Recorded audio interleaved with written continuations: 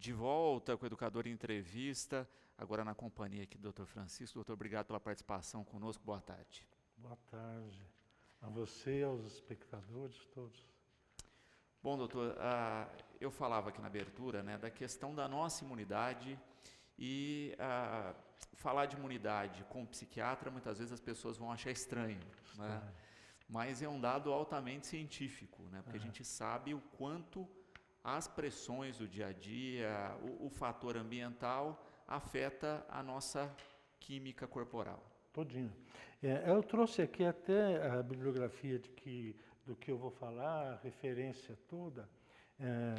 Ela é tanto do Stefan Stahl, que é psicofarmacologia, como é da emoção à lesão, do Geraldo Balloni, que é um professor da Unicamp, né? É ele que editou esse livro, como é do Edward Wilson, que é a Conquista Social da Terra, do Michael Storm, que é Cérebro e Crença, e do Campbell e do Antônio Damasio, que tem várias obras. Bom, qualquer um que queira se aprofundar nessa questão, é só ter esse referencial aqui e se aprofundar. Mas o negócio é o seguinte, a imunidade, hoje em dia, tem uma parte da medicina que trata da psiconeuroendócrino imunológico, que é o sistema nervoso central, que é onde tem tudo isso daí, né? O sistema nervoso central não é só a neuro, tem a psiquiatria, a neurologia, a endocrinologia, que é o controle da hipófise pelo hipotálamo, né? E tem a imunidade, porque o neurotransmissor serotonina, ele é um mediador de todo o corpo. Ele atua no medo, na ansiedade, no sexo, na imunidade. Ele que controla a imunidade, tanto para mais quanto para menos. Quando você tem um estresse, porque eles entendem a ansiedade como nociva totalmente. Não, não é. Até um certo nível ela é benéfica. A partir desse nível ela se torna patológica, né? É onde que ela entra, na liberação de noradrenalina, adrenalina, corticoide. Eles vão atuar no sistema nervoso central de forma a reduzir a imunidade, né? Então, todo esse sistema de pânico, medo, essas coisas todas, é tudo mediado pela serotonina, você está entendendo? Ela é um neurotransmissor que ela é moduladora, ela atua em tudo no corpo. Então, essa coisa, essa falta de informação que está correndo aí, porque a imprensa nem sempre ela não é tendenciosa, né? Isso já é vários trabalhos mostrando que ela sempre tem uma tendência, né? É como na psiquiatria, que são várias linhas, né? E mesmo na psicologia, tem várias linhas técnicas psicoterápicas, não é uma coisa só, né? E é interessante pensar nisso, né? Porque se a gente pensa a evolução, né? Até na própria natureza, o estresse faz parte, né? Você tem o bichinho lá vivendo na mata, surge algum perigo, ele estressa para impelir uma fuga ou alguma ação assim? Não, isso daí é próprio da formação. Isso daí você vai achar no livro do Michael Stern, é Cérebro e Crença, você está entendendo? Isso aí é a base de tudo. Porque aí, mas na natureza é isso, é uma oscilação desse estresse, né? Quando o sujeito vive um estresse. Por exemplo, o Brasil é tido como um país que tem muita depressão e usa muito ansiolítico. Por quê? A nossa vida social. Porque o ser humano, o fenótipo, ele é um somatório de genética e ambiente. O ambiente interfere no gene e o gene interfere no ambiente. É uma associação, né? Então, tem patologias que são mais genéticas e outras mais ambientais. Você vê, uma pessoa que passa fome, ele não vai ter bullying, né? Vai ter bullying quem tem geladeira cheia, né? Tem que ficar na moda bonitinha, tá. E também tem o padrão da pessoa, né? Se ela é uma pessoa mais ansiosa, menos ansiosa, porque hoje a gente não usa de rotina, porque é muito caro. Aí o último exame que eu pedi, está fazendo 1 ano e meio mais ou menos, ele ficou em quase R$8.000. Ele é um exame de neurofarmagem. No Brasil se faz, mas muito modesto. O mais amplo que nós usamos aqui pelo laboratório da Bagot é feito em Barcelona. Então ele custava R$ 8.000. Ele dá teu perfil em relação à neuropsiquiatria, você está entendendo? Como que você responde a cada medicamento, né? Eles têm 4 padrões de resposta. Tem o padrão vermelho, o padrão amarelo, o verde e o branco. Se a resposta do indivíduo for verde e branco, você pode usar, tranquilo. Agora, se for vermelho e amarelo, você vai ter que ver isso daí, porque não vai ser facilmente metabolizado pelo fígado. Entendeu? É por isso que nem todo medicamento Não. é recomendado para o mesmo paciente. Não. E por isso que aquele defeito do brasileiro da automedicação é perigosíssimo. perigosíssimo. Perigosíssimo. A comadre que fala, toma um Rivotril que você vai dormir. Toma para você ver o que vai acontecer a longo prazo. Não é aí, você está entendendo? Você tem que buscar a causa. Tem que ver o que acontece com ele, porque tanto o ambiente quanto o gene, eles estão aí presentes. Perfeito. Você tá entendendo? Estão presentes, não é assim. Então nós somos verdadeira obra de arte, nós somos únicos, você está entendendo? A coisa mais difícil de fazer um transplante é achar alguém com padrão genético compatível para que se possa ser feito.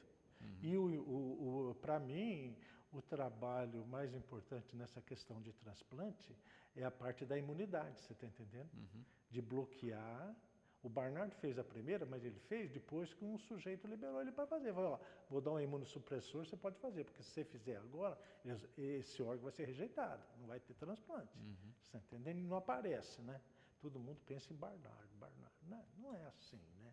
É a mesma coisa, você tem um paciente, você chega um paciente, ele fala, eu estou sentindo isso.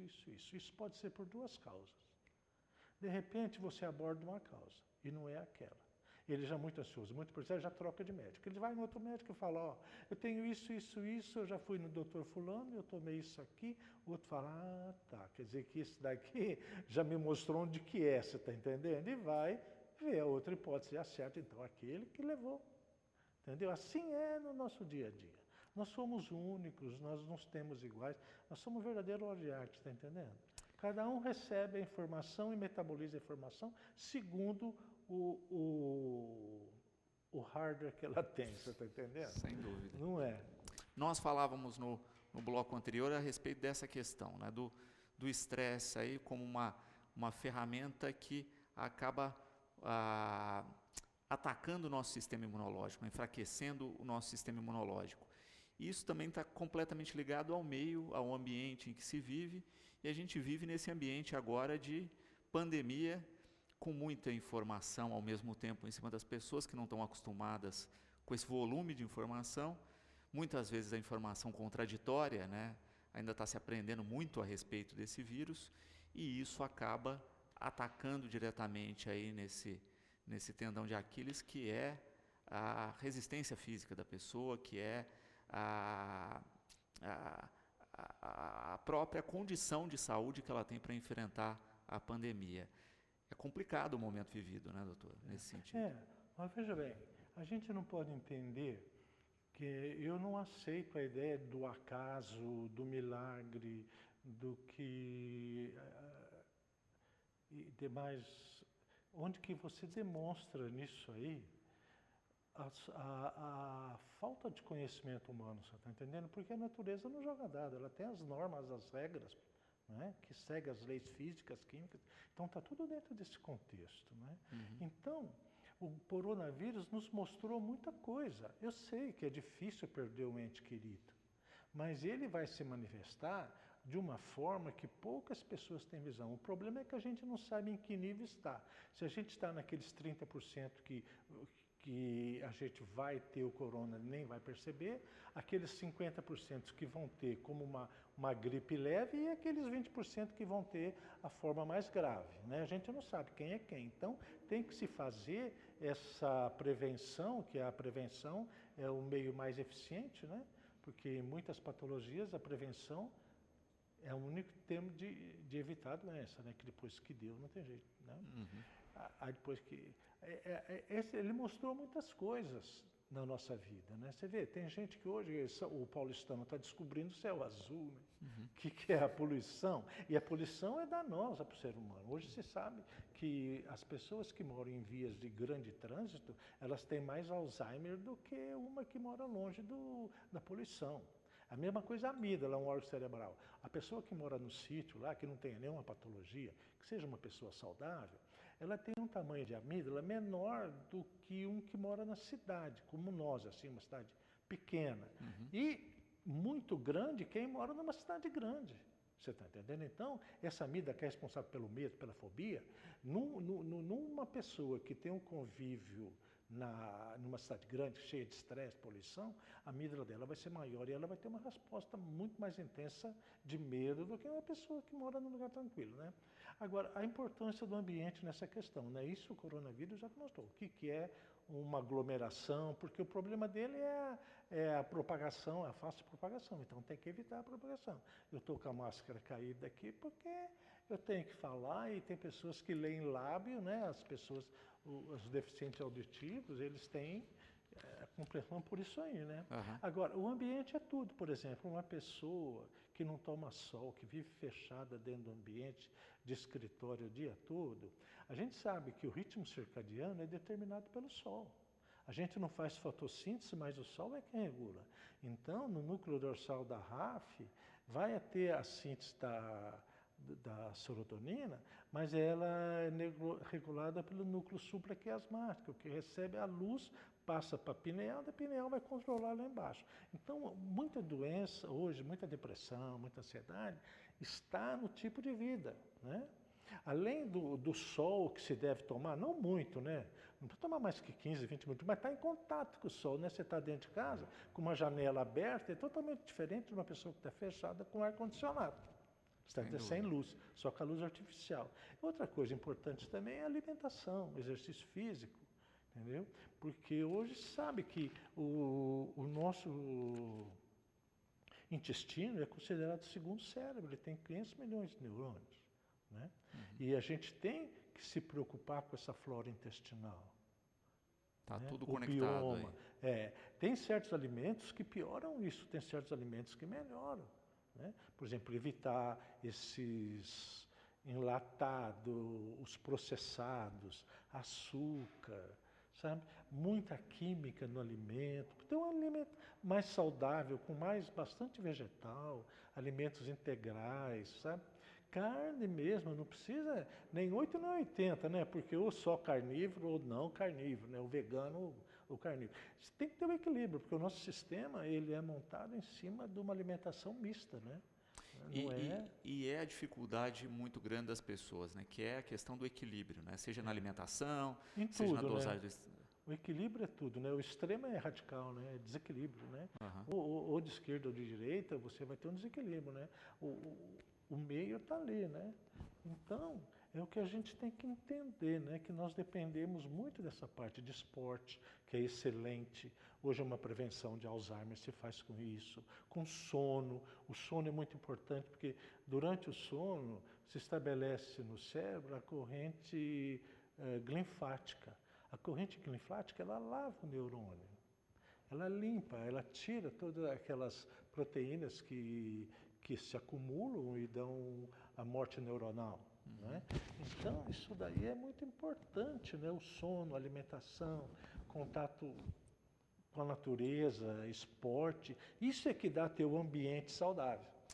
Você tem o gen mais o ambiente. Agora, se você tem o gen já tendendo para certas coisas e tem um ambiente que já favorece a alteração, você vai ter um sujeito muito, assim, como é que diria, exposto, né? Com predisposição. E quando a gente fala, né, do estresse ambiental, muitas vezes a pessoa vai pensar que eu trabalho num ambiente estressante ou a minha rotina é muito agitada. Mas, por exemplo, a iluminação num computador por muitas horas está gerando um estresse ambiental. Por exemplo, hoje tem mais casos de catarata em gente mais nova, surdez em jovens mais, né? Por causa desses headphones, essas coisas que dão uma vibração direto. Porque isso aí é muito importante. Outra coisa que fala é que a pessoa fala, eu sou controlado. As emoções negativas, as emoções positivas. As emoções positivas, elas favorecem a melhorar teu estado geral. né? Que são felicidade, amor, alegria, generosidade, esperança, isso tudo são considerados emoção positiva. Agora, as negativas, que são raiva, medo, ansiedade, tristeza, entendeu? Isso tudo, indecisão, pecado, vergonha, isso tudo funciona como emoção negativa, né? Agora, e é muito importante quando você fala que você, por exemplo, eu controlo. Você controla o quê? Você está disfarçando uma emoção negativa. Você está passando por cima dela, ela está atuando lá embaixo.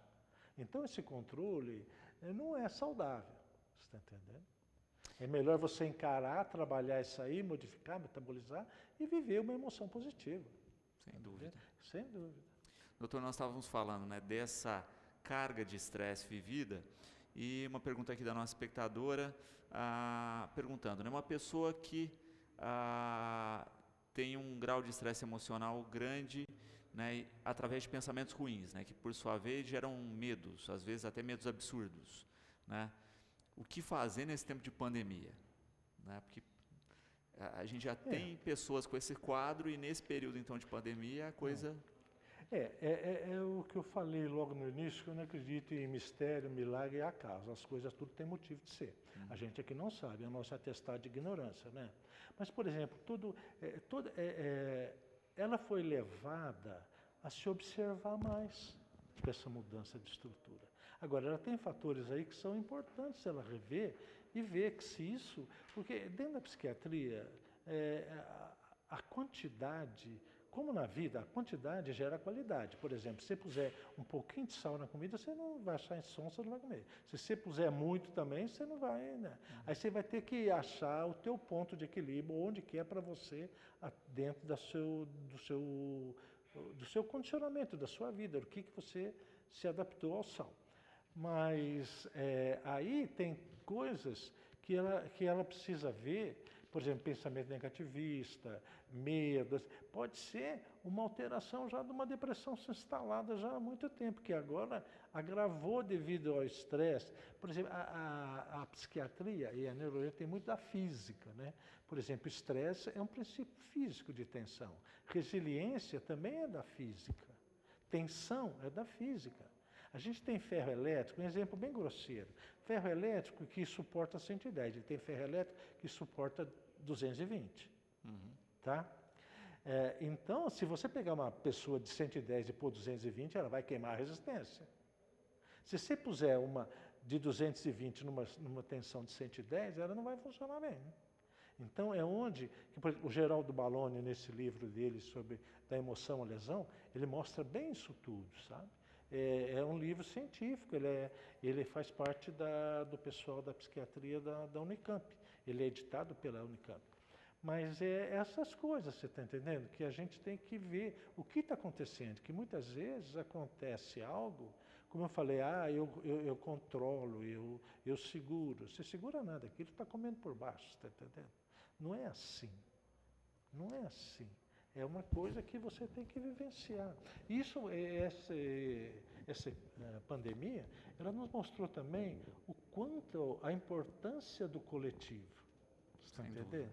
Sem dúvida. Quanto a importância do ser humano está tomando assim consciência já há muito tempo do que é a parte, porque o ser humano é baseado em 3 pilares: a parte ecológica, etológica e genética. Então agora ele está começando a tomar consciência da importância do meio ambiente. Que eu tiro árvore, eu vou estar tirando quem me faz oxigênio. Você está entendendo? É assim por diante, os animais, que cada animal tem a sua função, né? A gente é que não sabe. Né? E a gente percebe justamente que as últimas grandes pandemias estão diretamente relacionadas a desequilíbrio ecológico, a consumo de animal silvestre. Então isso, por exemplo, é extrapolar muito para a física, mas se você pensar em termos de gravidade, que a Terra foi feita em cima de gravidade, né, que aglutinou tudo e a gente está preso nela, né? A gente não sai voando assim, pulando, né? Tem o peso nosso, né? O peso é uma grandeza vetorial. A grandeza vetorial, se deslocada no sentido e na direção dela, você pode deslocar que nada vai mudar, você conservar a intensidade dela. Se você pegar tudo que tem peso na face da Terra e deslocar no sentido e na direção dele, você vai para um ponto. Perfeito. E aí vem a atmosfera fechando tudo, né? Uhum. Você está entendendo? Então nós estamos no mesmo barco, todo mundo, não adianta ficar. É o coletivo, né? Que é o amai-vos uns aos outros, né? Que é o. Porque a gente, veja, nós estamos aqui em 3 pessoas. Nesse universo de 3 pessoas, eu sou 2 vezes outro e 1 vez eu. Se eu for para um universo de N pessoas, eu sou N menos 1 outro e 1 vez eu. O eu pulveriza no outro. Você está entendendo? É muito importante o outro. Isso que Jung fala, que você só vai conseguir ver na fase cósmica, né, que é o último período de desenvolvimento do ser humano, que é urobórico, matriarcal, patriarcal, alteridade e cósmica. Cada um tem um mito de regência. A pessoa que se percebe como o elo da corrente e não a corrente, ela precisa estar muito com a sociabilidade. Porque a sociabilidade, na verdade, é como a gente vive o outro. Não é a coluna social. É a mesma coisa que, por exemplo, emoção positiva. Emoção positiva é você, às vezes, não é assistir uma comédia. É você fazer da tua vida uma coisa, dar aquela interpretação assim, sabe? Fazer piada consigo mesmo, levar a coisa mais leve. Não ficar esperando que o riso é importante, mas ria de si mesmo, você está entendendo? E de fato, se observa muito isso quando a gente pensa nas sociedades um pouco mais tribais, né? Essa questão de cada um entende um pouco mais a sua função diante do todo. Na verdade, o indígena ele não tem tecnologia, mas ele vive dentro de um processo. Eles não têm nem dinheiro. Uhum. Você está entendendo? Então falar que branco é mais desenvolvido não é não. Entendeu? Não, tem aí tribos que não. Você vai ver isso no Campbell, no Joseph Campbell, né? A História dos Mitos. Ele tem tudo. Ele fala sobre isso daí. É uma coisa interessante, né? Sem dúvida. Porque a gente está se percebendo como um todo, né? E não como. E o Campbell coloca muito bem isso, né? Que todas as culturas reproduzem histórias, reproduzem a mesma cultura no final isso aí das é que é a contas. questão de arquétipo do Jung, né? Isso. Agora, o que a gente tem assim, por exemplo, é difícil perder um ente querido, mas todo mundo tem que aprender que nessa vida a gente vai ganhar e vai perder.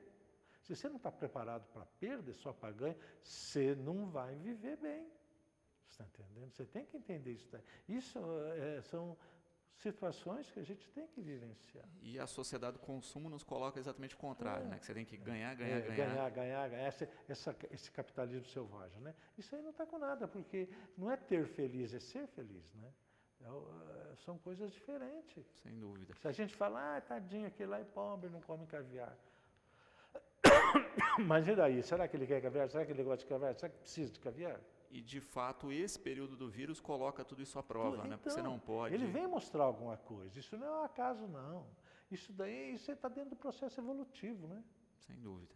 Então, doutor, para a gente fechar aqui, né? A gente falou muito da importância, né, de tomar os seus 15 minutos de sol nesse período para a sua vitamina D, para o seu equilíbrio. Né? Sempre. Todo dia. Mas vai para a natureza, viva a natureza. Buscar o equilíbrio na alimentação, na rotina, nas ações, no esporte, na sua caminhada, enfim, né? E ver que você não é igual a ninguém, que você é único. Você está entendendo? Nós somos semelhantes, mas não iguais. Então, nada de pegar a receitinha do vizinho e fazer a sua receita. Eu vou fazer isso. Não. É isso. Nada a ver. Doutor, gratidão sempre pela presença aqui conosco. Espero daqui a pouquinho poder conversar novamente sobre outros temas que não ligados aí da pandemia. E o programa está sempre à disposição para fazer essa parte. Eu que agradeço a oportunidade de levar isso a todos. Tá?